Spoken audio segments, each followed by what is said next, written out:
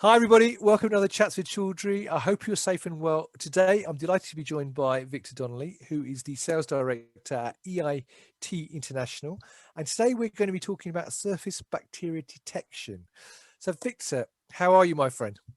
I'm good. Thanks, Rizwan. Good to see you again. A little bit cold, but doing fine.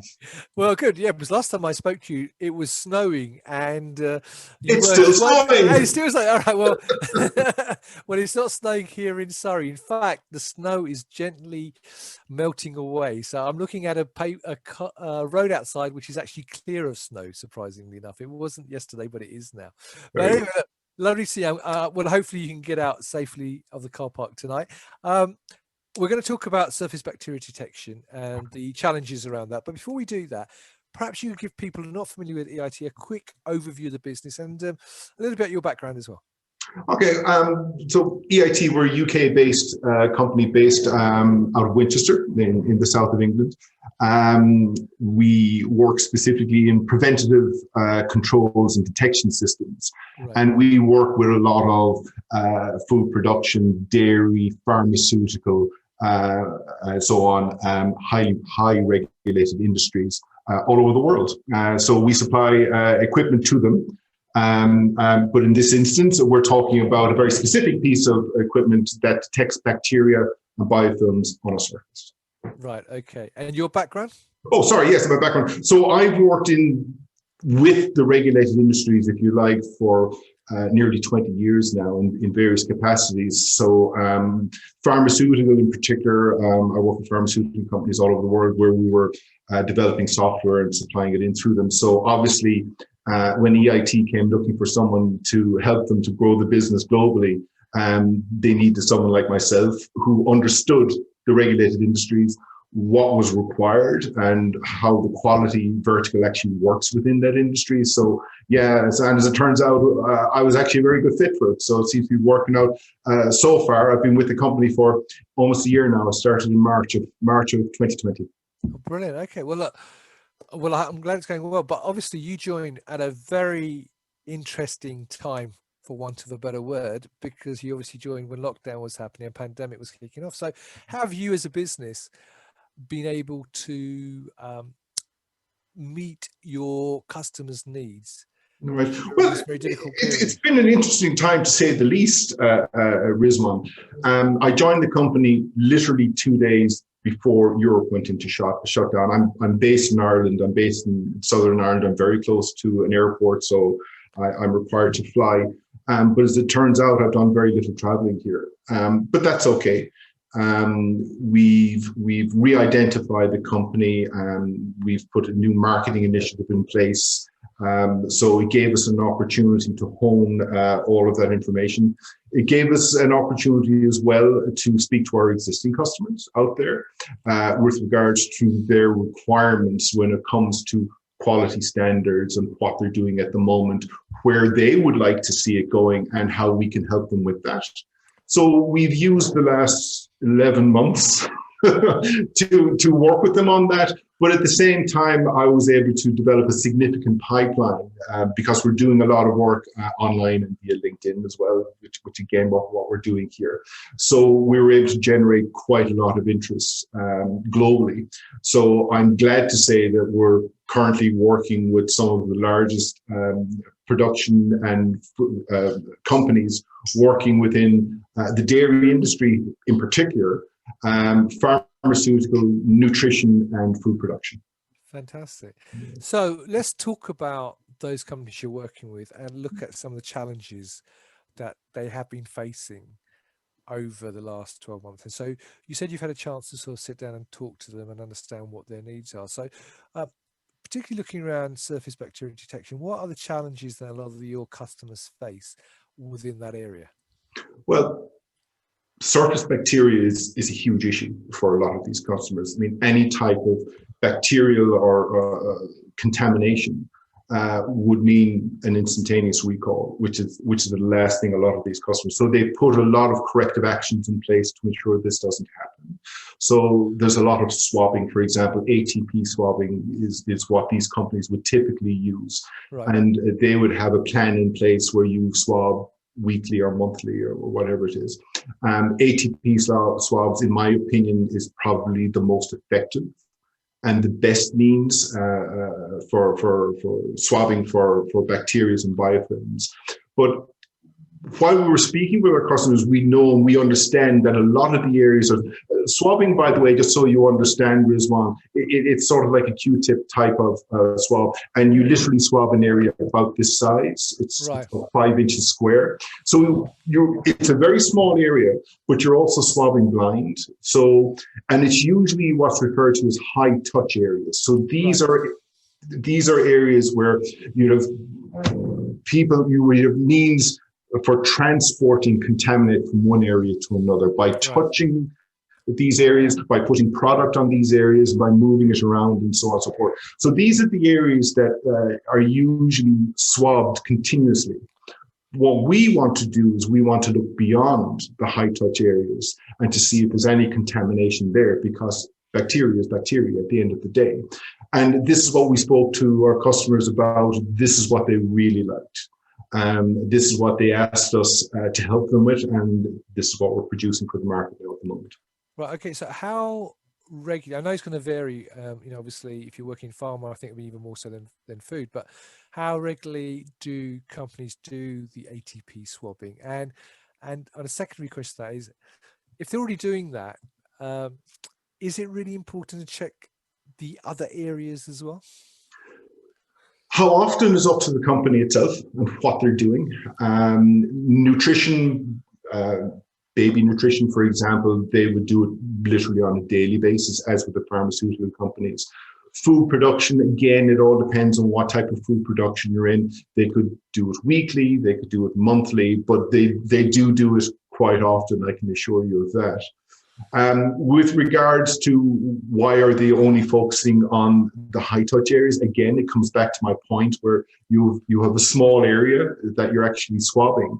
If you can imagine a full production line that could be meters long, if not tens of meters long, it would be incredibly difficult for you to carry out an ATP swab for the whole line. So you got to take your best guess. And a lot of the people in the quality departments, that's why they'd automatically go for the high touch areas, because that's, if there was a contaminant there, the opportunity to transfer it from there to there is much higher. So that's why they'd focus on these areas. Sure. I suppose my point was that if they're already doing that, is it really a concern that they're not doing the other areas as well? That's, I suppose, because is there a risk still out there because they're not doing those other areas if they're already doing? There is. Yeah, bacteria is bacteria is one at the end of the day.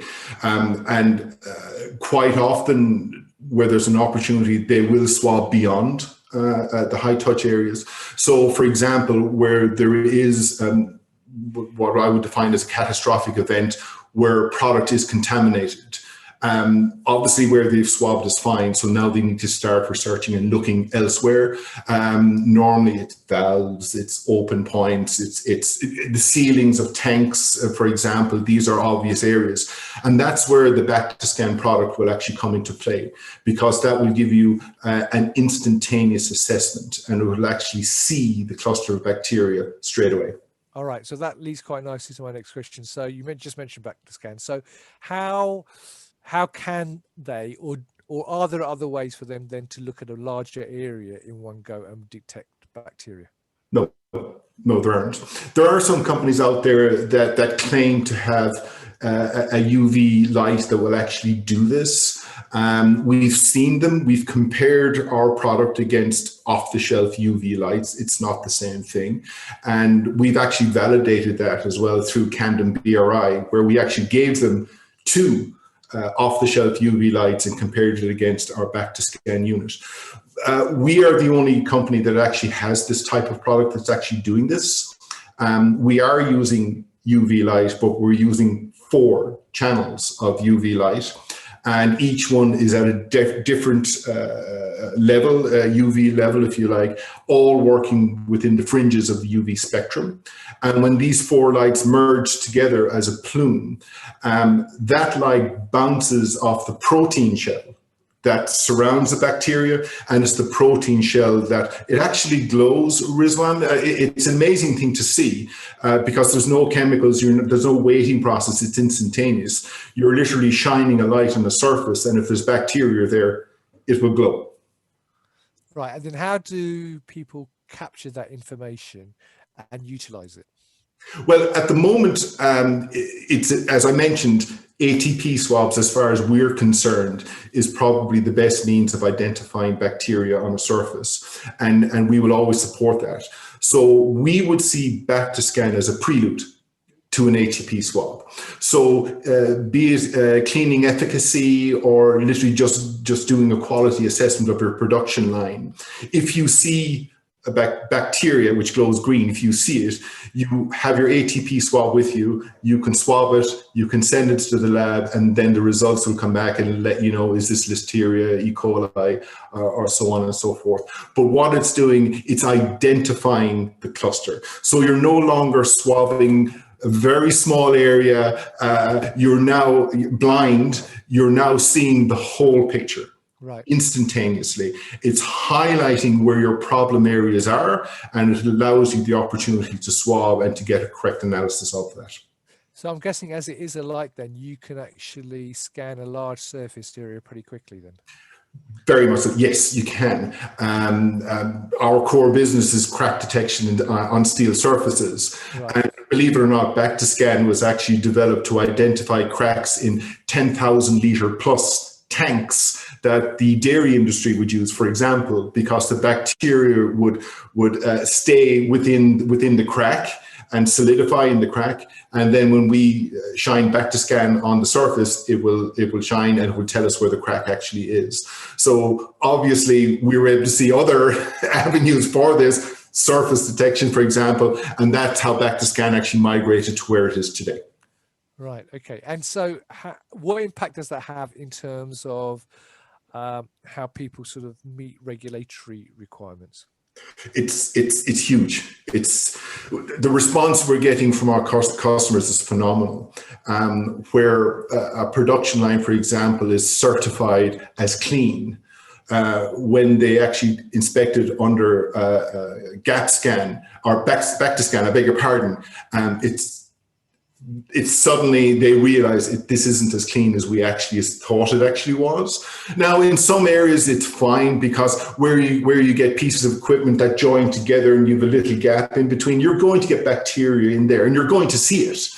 But when you have a work surface where you have product or you have an ingredient or and so on, and you can see that you have a biofilm, a contaminant of biofilm there as well. What we've noticed with some of our customers where they've seen bacteria on the surface and they've cleaned it down using the various chemicals that they have, that in some instances it would leave a stain.